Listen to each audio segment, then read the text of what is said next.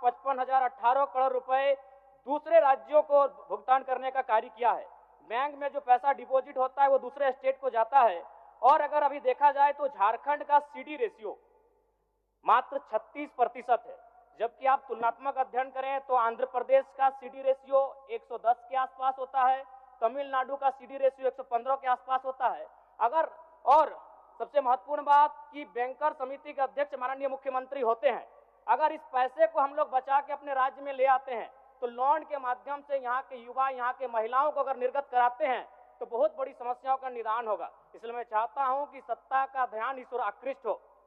मैं आगे अध्यक्ष महोदय, राज्यपाल महोदय ने अपने अभिभाषण में शहीदों का जिक्र किया, शहीदों के विचारों को आत्मसात करने का जिक्र किया, लेकिन मैं कहना चाहता हूं कि शहीदों के उन्हें माला चढ़ाना, उनके विचारों को आत्मसात करने से कहीं ज्यादा जरूरी है शहीदों को सम्मान देना।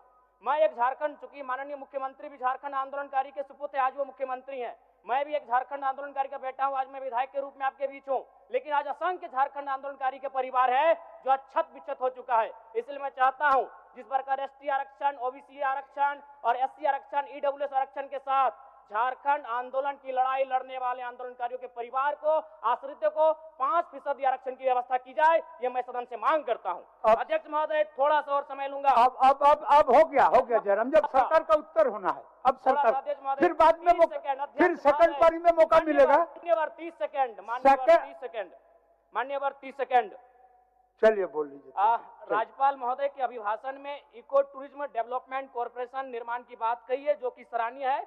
और मैं चाहता हूं मेरे क्षेत्र में एक पारासनाथ में पुत्री गढ़ी आता है और तेलिया डैम आता है, उनका उस दिशा में भी डेवलपमेंट करने की दिशा में आगे बढ़ा जाए। और सबसे महत्वपूर्ण बात जो झारखंड के नाम में छुपा है, झाड़ और खंड, झाड़ यानी जंगल, खंड यानी जमीन भूभाग, ये एक बहुत बढ़िया संबोधन अभिभाषण रहा महोदय, जिसमें उन्होंने जीएम लैंड की जो रसीद 2017 में रोकी गई थी उसकी रसीद पुनः काटी जाएगी। लेकिन मैं साथ ही साथ यह भी चाहता हूं, क्योंकि झारखंड में जितने भी उद्योग स्थापित हैं, चाहे वो रांची का एचईसी हो, सिल्ली का हिंडाल्को हो, सरकार का उत्तर माननीय मुख्यमंत्री जी, यदि 20-25 वर्षों के बाद उन उद्योगों की जमीन खाली पड़ी है, माननीय मुख्यमंत्री जी को वापस कराई जाए। मैं आपसे